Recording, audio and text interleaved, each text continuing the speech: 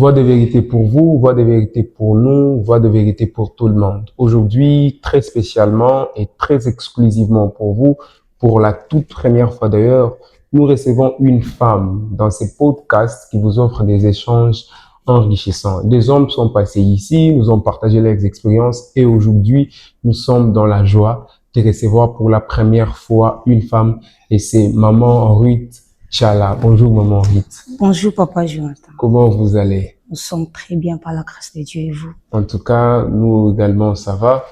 C'est une grande joie, Yaroyamba Bino, dans notre plateau. C'est vrai, les hommes sont passés ici, pasteur, docteur, apôtre, chantre, musicien, belé, on les a reçus. Et pour la première fois, Tozo et Ambayou, Moisi, quelles sont vos impressions pour un concept ou pour un Isikao?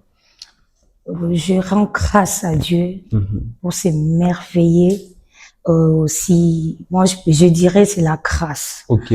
Parce que le premier jour que j'avais connu, j'avais écouté parler des crêpes Laino. J'étais tellement heureuse et j'avais dit à Dieu que cette entreprise ne se limite pas seulement ici et qu'il continue et que ta grâce coule encore et encore. En tout cas. Et aussi, je dis merci au fondateur de cette entreprise pour la considération, parce que nous sommes nombreuses, mais ça, c'est une grâce particulière. Alors, je dirais merci au PDG de cette entreprise. En tout cas. Merci. Maman Ruth Tchala. Qui est Maman Ruth Tchala? Maman Ruth Tchala, elle est la servante de Dieu. Mariée, mère de 3 enfants, dont 2 garçons et une fille, c'est ça. Mariée, mère de 3 enfants. 3 enfants, dont 2 garçons. 2 garçons et une fille. Une fille. Voilà. Il y a tout au début de votre présentation au lobby, servante des dieux. Ça fait beaucoup d'années que vous êtes servante des dieux?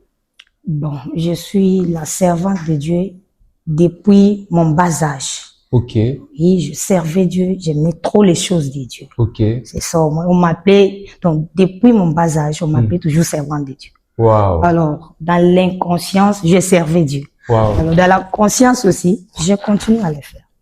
Et comment avez-vous découvert les dons ou l'appel de Dieu au travers de votre vie? Oui, j'ai découvert les dons et l'appel de Dieu dans ma vie par le message, le prophétie et aussi les visions. Je peux vous relater une petite histoire là, où il y avait l'appel de Dieu dans ma vie. Wow. Bon, je dirais par les visions parce qu'il y avait des visions terribles. Oh, et ben non, que Dieu l'appel de Dieu dans ma vie. Alors, j'avais un peu, c'était un exemple et aussi une histoire de ma vie que je relate. À mes 12 ans, 13 ans, pour la première fois que j'avais vu une vision, la vision était ainsi. On était en famille, on était là, en c'est dans la vision. Oui, là, c'est pas la vision, c'était pas la vision. Donc, on était en famille, on partageait avec les parents. Alors, j'ai senti comme s'il y a une main qui me touchait aux épaules. Quand la main m'a touché, en même temps, je sens qu'une personne m'a touché. En même temps, j'écoute la voix qui m'appelait à mon nom. En même temps, je vois la vision. Wow. Là, j'avais 12 ans, 13 ans comme ça. Alors, quand il m'a touché, j'ai essayé un peu de regarder, mais c'est ma sœur ou bien c'est qui? Quand j'ai essayé de tourner ma tête, directement, j'ai entendu la voix. Ritz, j'ai essayé d'accepter et la même voix me dit, regarde. Donc, comme je vous ai dit, il y avait le vision terrible, non, c'était terrible. Ok. Alors, quand la même m'a touché, elle m'a dit, Ritz, regarde. Quand tu m'as montré, regarde, directement, j'ai vu la main, la partie ici, qui m'a montré, regarde. Lorsque j'ai soulevé un peu mes yeux, je voyais un bébé, un nouveau-né, qui venait du ciel pour tomber. Wow. Alors, j'ai crié d'une voix forte. J'ai dit, Seigneur, je dois sauver cet enfant. Alors, je me suis soulevée même pour sauver le bébé. Directement, j'avais beaucoup peur. Or qu'il n'y avait pas les bébés, c'était maintenant les visions.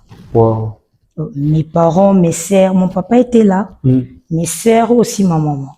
Et tous étaient étonnés. Mais où est les bébés? Tu viens de voir le bébé, tu dis que tu as vu, tu devrais sauver le bébé. Alors où est ces bébés? Moi, je les ai répondu, oui, je viens de voir bientôt là un bébé qui voulait s'effroper, qui voulait tomber. Moi, je vis un bébé. Donc, comme ils ne croyaient pas, moi aussi, je ne savais pas qu'ils voulaient signifier ce genre de vision. Ok.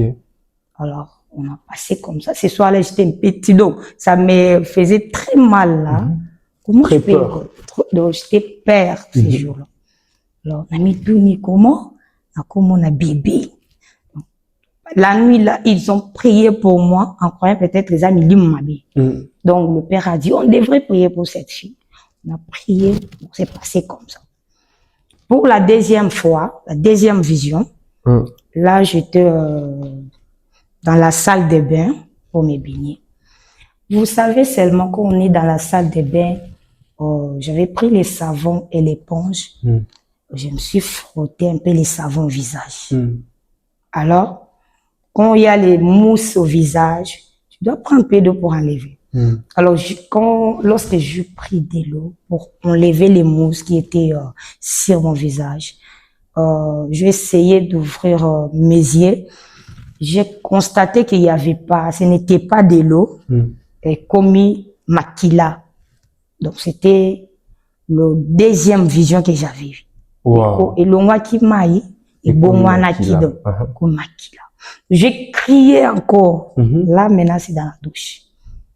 J'ai crié, dit, Seigneur, d'une voix forte, Seigneur, sauve-moi. Alors, lorsque j'ai crié, là... Là, vous aviez quel âge déjà? J'étais... Toujours à 12 ans? 12 ans, 13 ans, comme ça. Alors, quand j'ai crié, ma maman était dans la maison. Elle est sortie. Retire quoi? Et aussi ma sœur. Ils sont venus. Ils m'ont soulevé. Bon, parce qu'ils m'ont trouvé par terre. Ils m'ont soulevé. Il y a quoi? Et j'ai dit, maman, je viens de voir le sang dans les seaux. On m'a dit, les sangs. Mais nous, on ne voit pas les sangs. Mais quel est ce genre de vision que vous voyez? J'ai dit, oui, je viens de voir les sangs. Ils m'ont fait sortir de la douche. On est parti dans la maison. On est entré dans la maison. Mais ma maman était étonnée aussi. Elle a dit, non, ça est commis sérieux. Là, le père n'était pas là. C'était pendant la journée. Alors, quand le papa est retourné au boulot, la maman a essayé un peu de parler avec papa, mais regarde ce qui s'est passé aujourd'hui. Papa aussi a dit, là, ça devient sérieux. Nabuto, ils ont prié encore pour moi. Ils ont prié. C'est passé.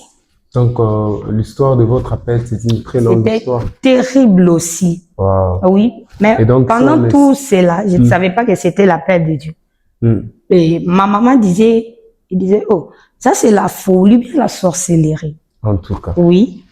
Parfois, l'appel vient un peu bizarrement. Donc, ça vient de et là, plusieurs je pense manières. On doit organiser une émission spéciale Vraiment. avec maman Richala pour connaître toute son histoire. Si seulement on essaie d'entrer dans tout le petit détail, on irait un peu beaucoup plus loin. Voilà. Bref, vous avez reçu l'appel et vous avez commencé à servir. Comment avez-vous pu garder ces feux et l'appel depuis la jeunesse? Vous êtes encore jeune, c'est sûr, mais depuis tout ce temps que vous servez, comment avez-vous pu maintenir ces feux-là et voilà, ces dons-là en vous sans céder parfois, parce qu'on voit très souvent quelqu'un qui était appelé, qui était assidu au ciel de Dieu, mais après on le voit dans les bars, après on le voit, il n'est plus ce qu'il était. Comment avez-vous pu maintenir ces dons et cette flamme?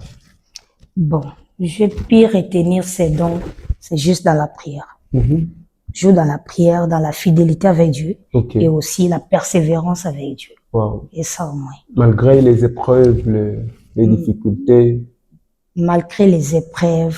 Vous avez déjà rencontré des épreuves dans votre parcours? Beaucoup. Pouvez nous en citer un ou deux?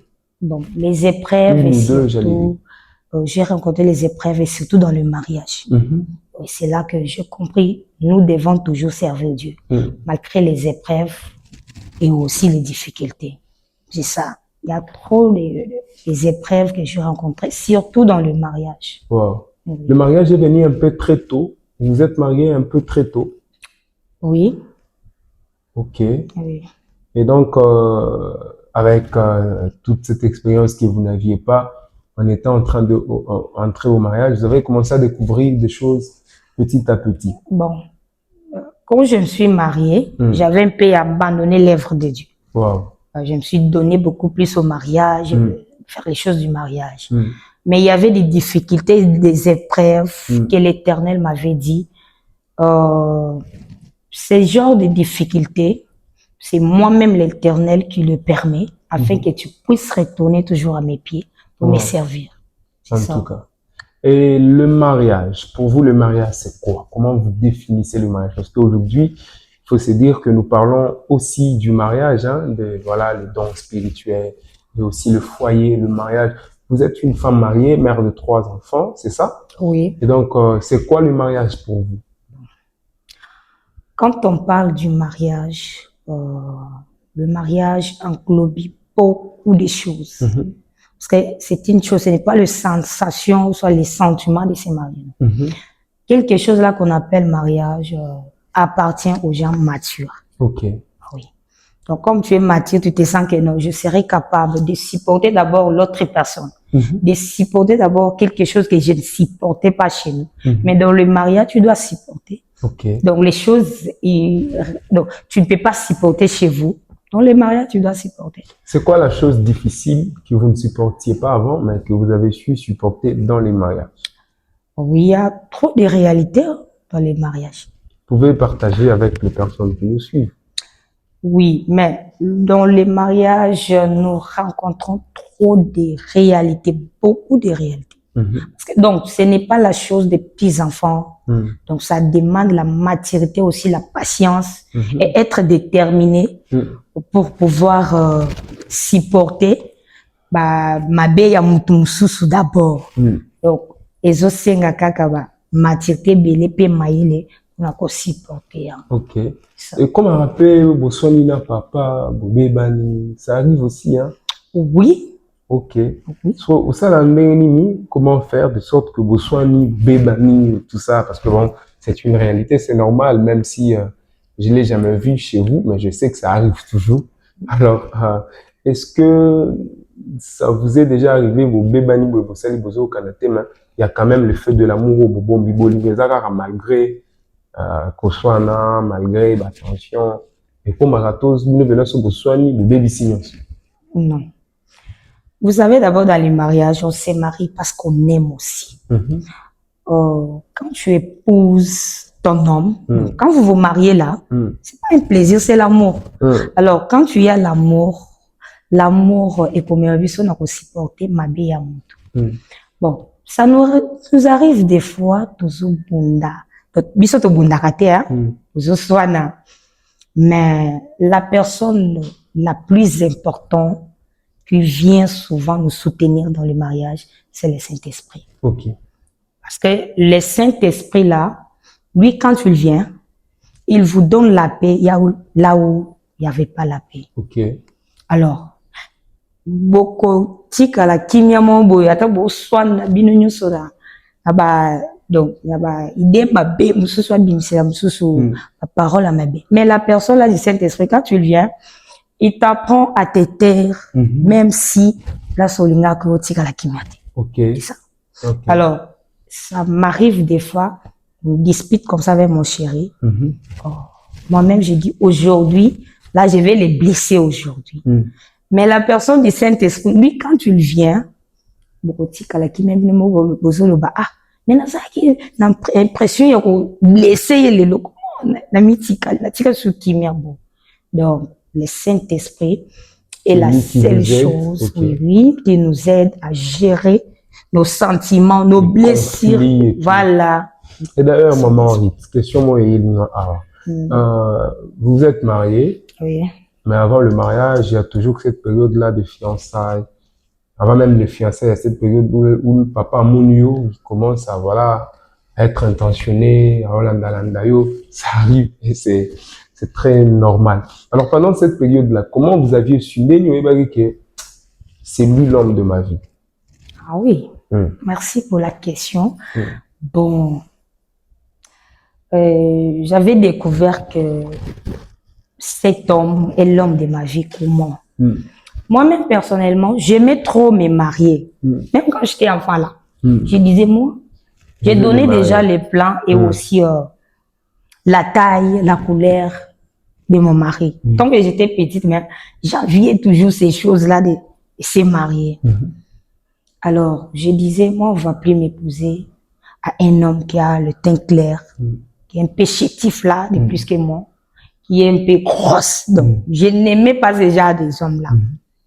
Alors, moi, je me disais, je vais rencontrer un homme un peu chocolat, long de plus que moi. Alors, tous ces genres des hommes-là venaient.